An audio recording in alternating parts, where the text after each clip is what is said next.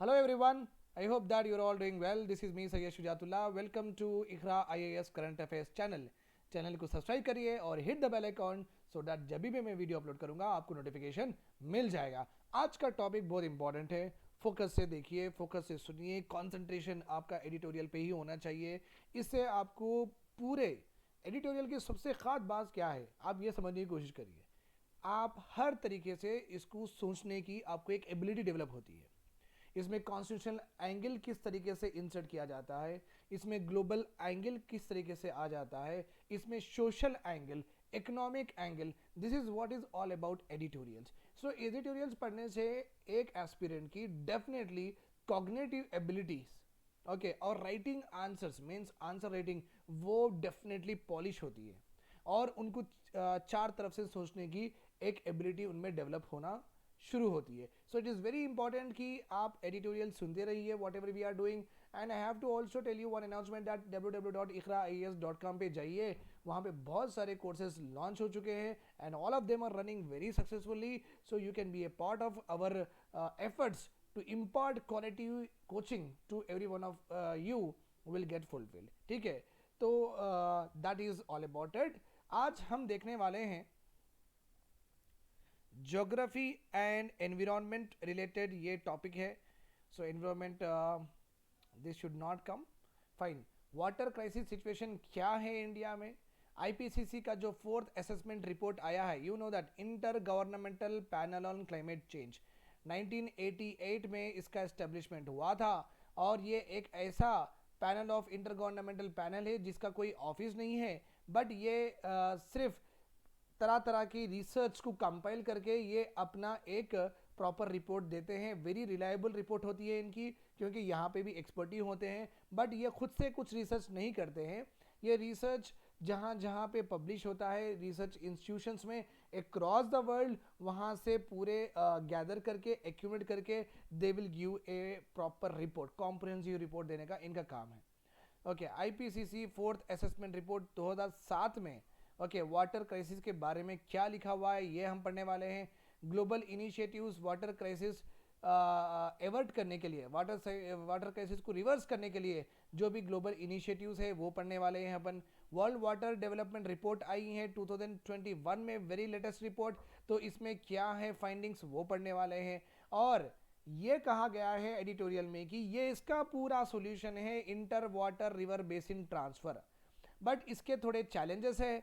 Okay और आपको पता है कि बजट 2022 में केन और बेटवा का दो रिवर लिंक करने का अनाउंसमेंट हुआ है by our finance minister Nirmala madam. तो ये सब चीज़ों को हम प्रॉपरली एक सही तरीके से देखेंगे सो दैट आपका mains question and answer just like that आप लिख सके एग्जामिनेशन में. ठीक है, तो ये पूरा आर्टिकल है फ्रेश वाटर क्राइसिस के ऊपर, पीने के पानी के ऊपर ये पूरा आर्टिकल है और इसको हम हर एंगल से देखेंगे for sure. Let us go ahead. पहली बात है वाटर मैनेजमेंट करना क्यों चाहिए, ज़रूरत क्या है. तो आप देख सकते हैं यहाँ पे वुमेन ओके उनके सर पे बाल्टी भर के पीने का पानी भर के लेके जा रहे हैं उनके घर को. सो आप समझ ये भी चुके होंगे कि वाटर की सप्लाई कितनी दिक्कत में है, वाटर सप्लाई कितना हमारे पास कम है. और ये भी बात याद है कि ये फ्रेश वाटर है. कौन सा वाटर है, ये पीने का पानी है. पीने के पानी के लिए अगर इंडिया में इस तरीके से हमें लड़ना पड़ेगा ये अच्छी बात नहीं है. राइट और रॉन्ग. 70 साल का इंडिपेंडेंस हो गया है. 70 साल में अगर एक कंट्री उनकी पॉपुलेशन को फूड, क्लॉथिंग, फुटवेयर, पानी, इलेक्ट्रिसिटी अगर नहीं दे सक रही, it is very very bad on part of government also और on part of community also. Because इसमें हमारी भी गलती हो सकती है क्योंकि हम रिसोर्सेज अच्छे से यूज़ नहीं भी करते हैं. गवर्नमेंट की भी पॉलिसी में कुछ प्रॉब्लम्स हो सकते हैं. But whatever it is not a good sign of development. ये भी बात याद रखिए. खैर, आप इतना तो समझ गए होंगे अभी वाटर मैनेजमेंट क्यों ज़रूरी है अपने लिए. बहुत ज़रूरी है बिकॉज ये पिक्चर से ही आपको हज़ार चीज़ क्लियर हो जाएंगी. और आप अगर सिटी में रहते हैं तो आपको इसका अंदाज़ा बहुत अच्छी तरीके से होगा क्योंकि सिटी में पीने का पानी पहली बात आता नहीं. ठीक है, टैप ड्रिंकिंग वाटर घर तक आता नहीं. तो आप वो बबल यूज़ करते हैं अपन, राइट और रॉन्ग, जिसको उल्टा करके अपन फिल्टर करके पीते हैं, वो साल्ट वाटर को जस्ट प्यूरीफाई करके हमें दे रहे हैं. सो बेसिकली आप समझ सकते हैं जब सिटीज़ में रहने वालों को भी पानी नहीं मिल रहा, रूरल इंडिया में और किस तरीके का ओके सिचुएशन हो सकता है आप इमेजिन कर सकते हैं। चलो let us go add with the data. आप अगर एग्जामिनेशन में अगर फ्रेश वाटर रिलेटेड अगर आपको क्वेश्चन आया तो आप शुरू करने वाले हैं आपका आंसर ये स्लाइड से और इस तरीके से according to okay you can just start this way. India ऐसा लिख सकते हैं आप ऐसे स्टार्ट करिए। India occupies 16% of world population but has only 4% of world fresh water resources. तो बहुत ज्यादा इनइक्वालिटी है। ओके पॉपुलेशन साइज हमारा वर्ल्ड में कितना है 16%, वही फ्रेश वाटर का जो परसेंटेज है वो कितना है just 4%।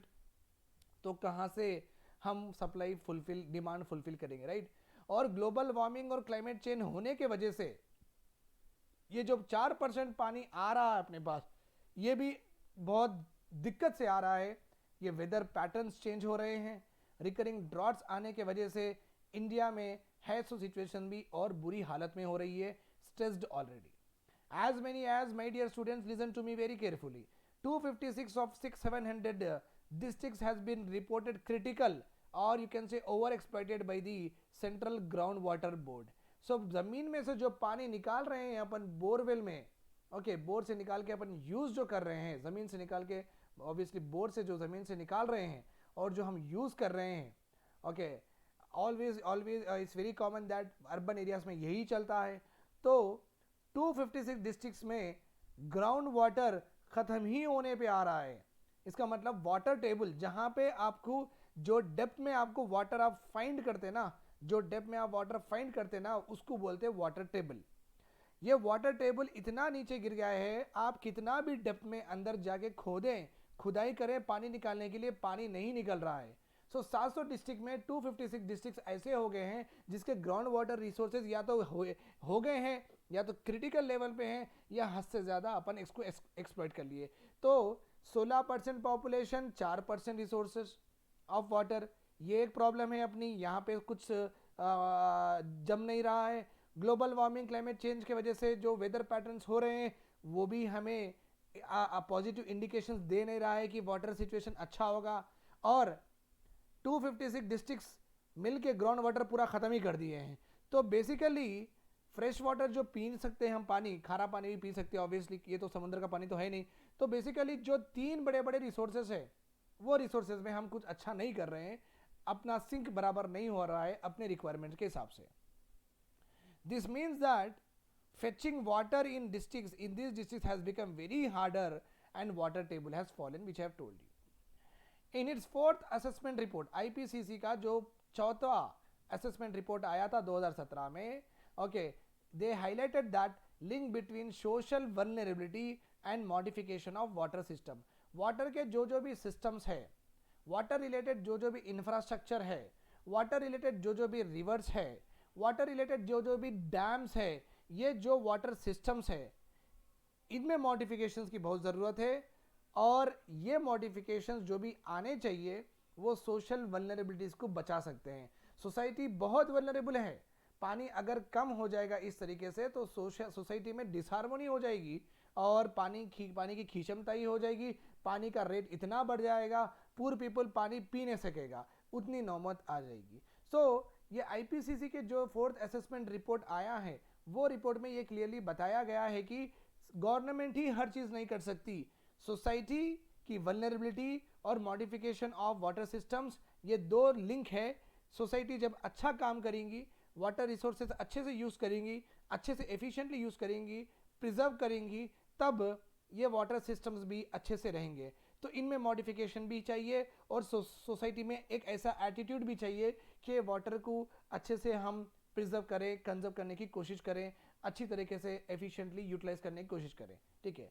It is globally estimated that the gap between the demand for and supply of fresh water may reach up to 40% by 2030 if present practices continue।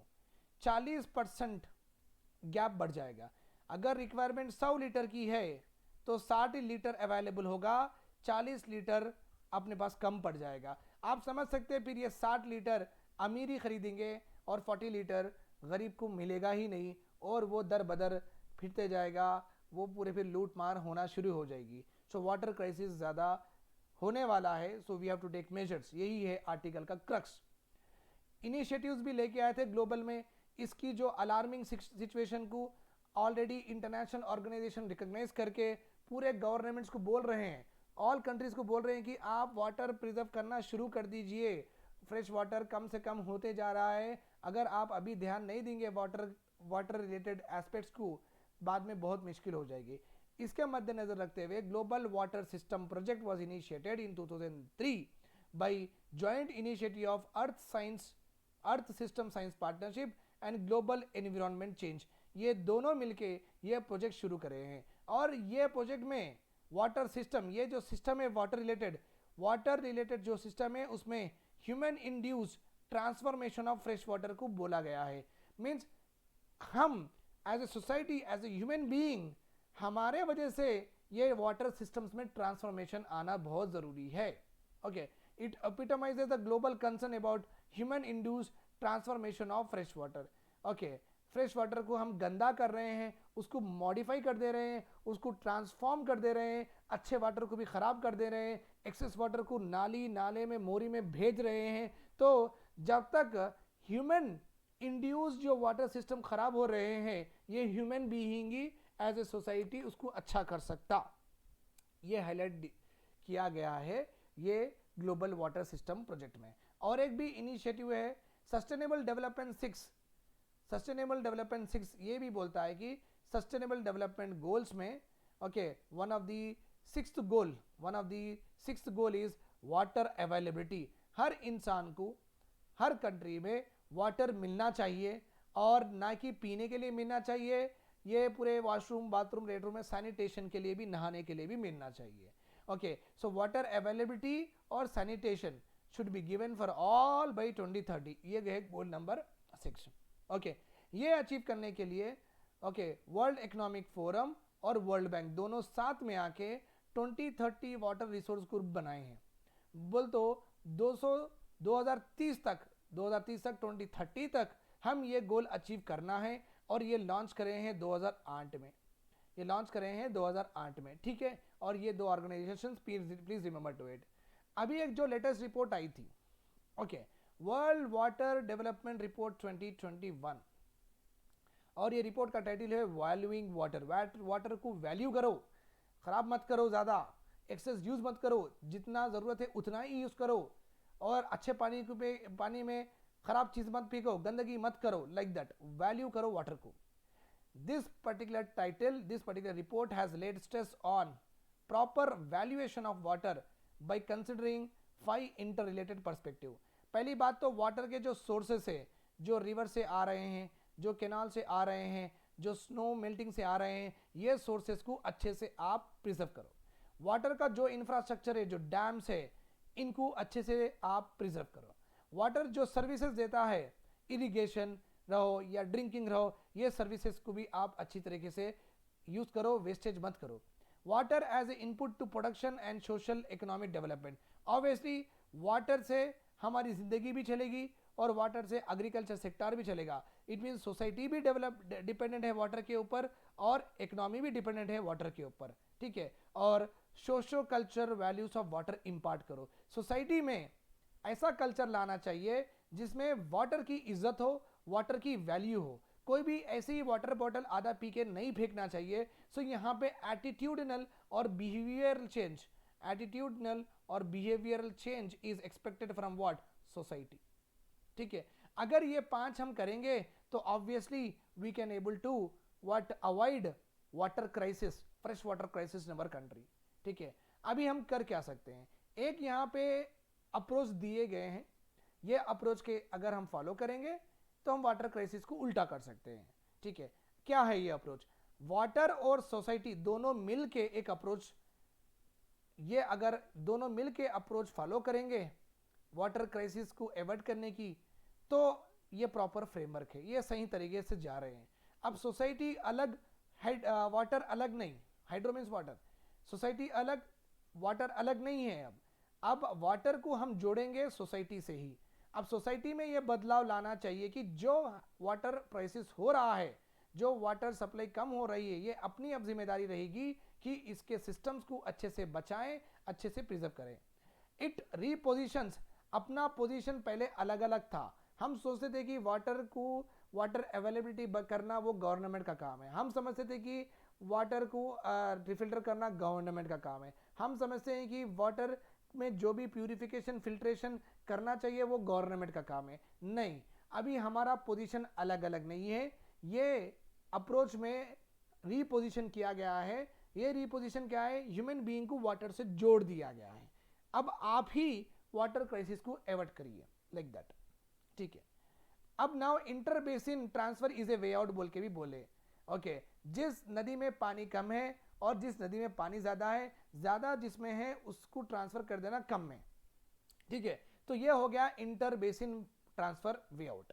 ठीक है, the anthropogenic factors like you and me, हमारे वजह से जो water के जो fresh water system से, river से, केनाल से, लेक से, ये जो डिस्टर्ब हम करते हैं, ओके, हम रिवर चैनल्स डिस्टर्ब करते हैं। ओके, अगर रिवर ऐसा जा रही तो वहाँ पे कचरा डाल के रिवर का रुख ही बदल देते हैं, उसका वे ही बदल देते हैं, राइट। इरिगेशन सही तरीके से नहीं करते हम, और हमारा consumption of use of water भी बहुत बुरा है। आधी गिलास पीना, आधी गिलास फेंक देना, यही चल रहा है। वाइड स्प्रेड लैंड यूज और लैंड कवर चेंज होते जा रहा है, right. Land maximum more and more ground water extract करने में लगा हुआ है।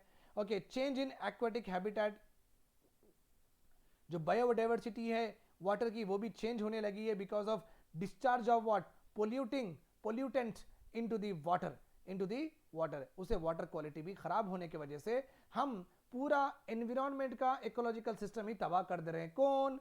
ये है हम और आप, एंथ्रोपोजेनिक फैक्टर्स। ओके, अगर ये अवॉइड करना है, अगर ये सब को उल्टा करना है, ये सब होने से रोकना है, the intra and inter basin transfer of water is a major breakthrough to rectify the imbalance in water availability due to naturally prevailing unequal distribution of water resources within a given territory। अगर कोई भी country में unequal distribution of water है, obviously आपको तो पता ही होगा, India में यहाँ पे जो इंडस, झेलम, चीनाब, रावी बीच जो पंचनाथ प्लस इंडस है, और यहाँ पे जो ब्रह्मपुत्र है, तो ये जनरली ये जो इंडो गैंगेटिक प्लेन है, यहाँ पे पेरेनियल रिवर्स पूरे घूमते हैं, घघरा, गैंगटक, कोसी एक्सेट्रा, मीन्स साल भर पानी वहां पे आते रहता है। बट अब साउथ इंडिया में देखेंगे, यहाँ पे रेन फेड रिवर से रेन अगर फीड करेंगी, रेन अगर इसमें पानी डालेंगे ये रिवर में तो पानी आएगा, रेन इसमें पानी नहीं डालेंगे तो इसमें पानी नहीं रहेगा, राइट। सो ऐसे अनइक्वल डिस्ट्रीब्यूशन ऑफ रिसोर्सेज अगर कोई कंट्री में रहे तो यहाँ पे जो ज्यादा है वो यहाँ पे भेजना बहुत जरूरी है। Okay, that is how we can preserve our water, that is how we can protect our water and use it for a optimum purpose। is it right or feasible? ये हम कर सकते क्या? इंटर बेसिन रिवर ट्रांसफर जो कर रहे हैं ये feasible है क्या? ओके, वर्ल्ड वाइड में देखा गया है ये feasible भी है। there are several such inter basin river transfer initiative across the world। one recent document also says that 110 water transfer mega projects has been executed across the world. तो ये अच्छी टेक्निक है, इस तरीके से हम वाटर को कंजर्व कर सकते हैं। ये तो हो गया, और एक गवर्नमेंट ऑफ इंडिया इसको ही मद्देनजर रखते हुए, ये स्टडी को अपने ध्यान में रखते हुए national river linking water project was announced. अगर ये प्रोजेक्ट एग्जीक्यूट हो जाता, India will create artificial water courses that are more than twice the length of Earth's equator and will transfer 1019 kilometre of water annually. तो इतना benefit होगा अपने पास national river linking project से। और जिस नदी में ज्यादा पानी है, जो वेस्टेज हो रहा है, वो हम क्या करेंगे, जिस नदी में नहीं है वहां पे भेजेंगे, वहां की इकोनॉमी डेवलप होगी, वहां पे लोगों को ज्यादा से ज्यादा दूर जाके वाटर कलेक्ट करने की भी नौबत नहीं आएगी। So this is going to be a revolution if it really kicks in, okay, in operationalisation. ठीक है, okay, this inter river basin transfer will help to re-engineer the hydrological system। जो खराब हो गए systems, ओके, जो canals, जो reverse जो खराब हो गए, जो सूखे पड़े हैं, अभी उसको पूरा री इंजीनियर कर सकती है ये inter river basin transfer approach. Okay, hydrological system फिर से री इंजीनियर हो जाएंगे, और वो लोकल और रीजनल इफेक्ट भी बहुत क्रिएट करेंगे, पॉजिटिव इफेक्ट आएगा वो नदियों के पास जो भी रह रहे हैं। Based on a multi-country case study analysis, the world wild life fund and world wide fund for nature, ये दो लोग भी ये बोले हैं कि ये प्रोजेक्ट अच्छा है, बट मेक श्योर दैट आप डैम्स जब कंस्ट्रक्ट कर रहे हैं वो रिवर्स के ऊपर बहुत थोड़ा अच्छे से सस्टेनेबिलिटी प्रिंसिपल्स यूज करके कंस्ट्रक्ट करिए, that is enough. So damn construction करिए बट सस्टेनेबिलिटी प्रिंसिपल्स को ध्यान में रखते हुए करिए। एनवायरनमेंट रहो, इकोलॉजी रहो, नेशनल पार्क रहो, वाइल्ड लाइफ सेंचुरी रहो, ऐसे चीज़ों को डिस्टर्ब ना करते हुआ आप डैम्स कंस्ट्रक्ट करके आपके रिवर्स को आप इंटरलिंक कर सकते हैं। इस अगर ये करने से एनी हाउ आपको इतना ज़्यादा इफेक्ट होगा पॉजिटिवली। ओके, जो ये इंटर बेसिन रिवर ट्रांसफर जो कॉन्सेप्ट है ये पहली बार आया था 1970 में, और later on it got crystallise in the year 1999, फिर 2014, फिर 2020। तो ये ऑटोमेटिकली स्लोली ये गवर्नमेंट का एक थॉट था ही कि जो नदी में ज़्यादा पानी है वहाँ से निकाल के जो नदी में कम है वहाँ पे डालना, ये थॉट तो था ही। और ये रिसेंटली न्यूज़ में बजट 2022 में भी government of India has announce की बेटवा रिवर लिंकिंग, केन बेटवा रिवर लिंकिंग करना है। ओके, केन बेटवा यहाँ पे है, यहाँ पे केन है, यहाँ पे बेटवा है, दोनों को लिंक करना है, ठीक है। बट यहाँ पे थोड़े प्रॉब्लम्स है, क्या है ये प्रोजेक्ट्स में, inter basin river transfer projects में क्या चैलेंजेस है, वन बाय वन पढ़ेंगे। पहली बात तो ओके, बेसिक फंडा of inter basin river transfer का क्या है, जहां पे सरप्लस है वहां से पानी निकाल के डेफिसिट बेसिन में डालना, ठीक है, राइट। बट यहाँ पे आर्गुमेंट क्या हो रहा है, ओके, द आर्गुमेंट इज आप किस बेसिस पे ट्रांसफर करेंगे, वाटर डिमांड देखिए आप, okay, and land use pattern देखिए। वहां पे अगर एग्रीकल्चर ज्यादा करते हैं तो वहां पे ज्यादा जरूरत है पानी की डाइवर्जन की, अगर वहां पे एग्रीकल्चर ही ज्यादा नहीं करते तो पानी वहां पे देके क्या फायदा वो बेसिन में, ठीक है।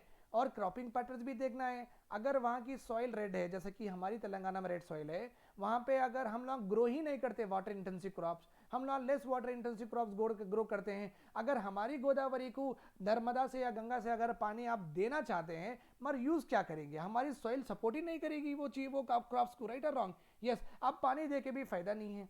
पॉपुलेशन ग्रोथ कितनी है भी देखना है, जो सिटी में ज़्यादा ग्रोथ होती है पॉपुलेशन, आप वहाँ पे पानी भेजिए। अर्बनाइजेशन देखना है, इंडस्ट्रियलाइजेशन देखना है, तो ये पूरी चीज़ें मद्देनजर रखते हुए आप एक रिवर से दूसरे रिवर को ट्रांसफर करना चाहिए। बट इंडिया में अभी जो national river linking water project है वहाँ पे ये सब चीज़ों की बात नहीं हो रही है। ओके, अगर जो भी इंटर बेसिन रिवर ट्रांसफर जो भी हो रहा है, एक नदी से दूसरी नदी में जो पानी जा रहा है ना, ये सिर्फ एक इमेजिनरी कॉन्सेप्ट पे जा रहा है कि अच्छा होगा इसके ऊपर, बट यहाँ के जो पैरामीटर्स है, यहाँ के पैरामीटर्स फैक्टर नहीं करे, इंटीग्रेट नहीं करे जब भी ये ट्रांसफर होगा, ये सबसे बड़ी प्रॉब्लम है।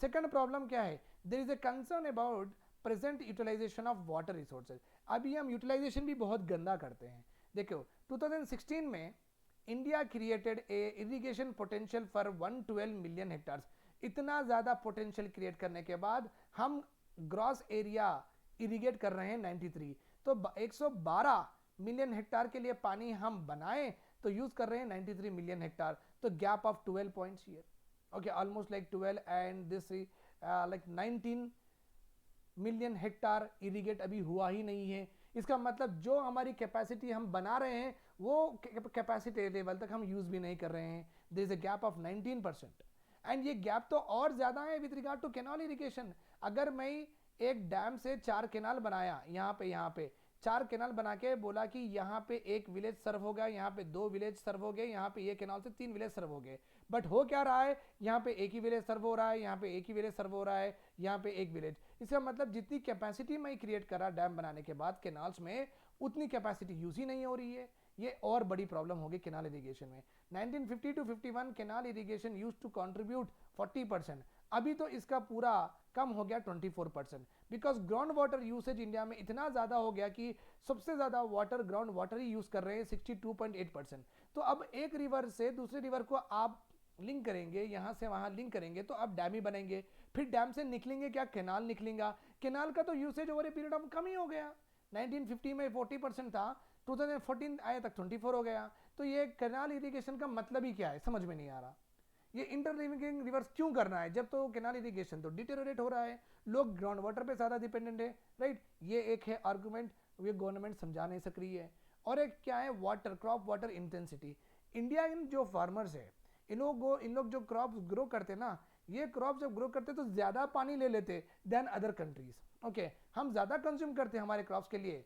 Okay, at the crop level you can see here we consume more water than the global average. और इंडस्ट्रियल प्लांट्स भी हमारे कैसे हैं, एक पेन बनाने के लिए, एक लैपटॉप बनाने के लिए जितना पानी दूसरे कंट्रीज यूज करते हैं, हम उसके 2 से 3.5 टाइम ज़्यादा करते हैं. डोमेस्टिक सेक्टर का एक्सपीरियंस, जो घर में जो पानी हम यूज़ करते हैं ना, 30% 40% तो हम फेंक ही देते हैं. अगर एक बाल्टी में पानी लूँगा, उसमें से यूज़ करूँगा आधी बाल्टी में कुछ डाल के ख़राब तो भी कर दूंगा, या तो उसको मैं फेंक दूंगा, क्योंकि मुझे दूसरी बार जब नहाना है तो मुझे नया पानी चाहिए. सुबह का पानी मैं क्यों यूज़ करूँ. तो डोमेस्टिक जो सेक्टर है उसमें 30 to 40% लॉस कर रहे हैं. और इस तरीके से लॉस करते हैं अपन, उसको गंदगी कर देते हैं. बचा कुचा पानी में को ग्रे बना देते मतलब काला बना देते हैं. ओके, 55 to 75% ऑफ जो वाटर जो भी हम यूज़ नहीं कर रहे हैं उसको और गंदा ही बना देते. उसमें आप पिज़्ज़ा डाल दो, बर्गर डाल दो, खराब चीज़ें डाल दो, ग्रे बना दे रहे. The discharge of untreated grey water and industrial effluents into fresh water bodies is also a concern. Reverse में, लेक्स में इंडस्ट्री के जो भी केमिकल्स जा रहे हैं उससे और ख़राब हो रहा है अपना वाटर. ठीक है. Last but not the least, अभी क्या है, also reduction in natural storage capacity. अपने इंडिया में, जैसे कि हमारे तेलंगाना में एक ज़माने में मिशन काकतिया किंगडम था ना, काकतिया किंगडम के बाद निज़ाम आए. ओके, तो ये जो किंगडम से हमारे जो तेलंगाना में, ये लोगों के पास बहुत सारे टैंक्स बनाए थे. मीन्स अगर मैं तेलंगाना आप घूमेंगे, आपको बड़े बड़े ऐसे हाउस दिखेंगे, वाटर हाउसेस. ओके, जगह जगह पे दिखेंगे. ओके, पूरे तेलंगाना में ऐसे 46,000 है. बट आपको पता है ये पूरे ड्राइड होके इसमें कचरा पड़ा हुआ है. इसमें कचरा पड़ा हुआ है कि अगर पानी, अगर रेनफॉल कभी आया, अगर इसमें गिरा भी, इसमें स्टोर हुआ, क्या आप यूज़ कर सकते? ये कचरे के पानी में आप यूज़ कर सकते? वो पानी यूज़ नहीं कर सकते. हमारे पास जो नेचुरल स्टोरेज कैपेसिटीज़ थी वो कैपेसिटीज़ हम पूरे ख़राब कर चुके हैं. तो इसलिए ही हमारी Telangana government has started what, mission Kakatiya का प्रोग्राम स्टार्ट करें. मतलब ये जो भी हाउसेस है, यहाँ से जो भी कचरा है निकालते हुआ, इसको ड्रेजिंग करते हुआ साफ सुथरा बनाने की कोशिश की जा रही है मिशन काकतिया के हिसाब से. सो हमारे जो टैंक्स है, हम ये टैंक्स बनेंगे, क्या बोलेंगे, टैंक्स, वाटर टैंक बोलते हैं ना, ऐसा वाटर टैंक हम रिवाइव कर रहे हैं. ठीक है. अभी क्या प्लान कर सकते हैं, क्या है, व्हाट इज अवर प्लानिंग.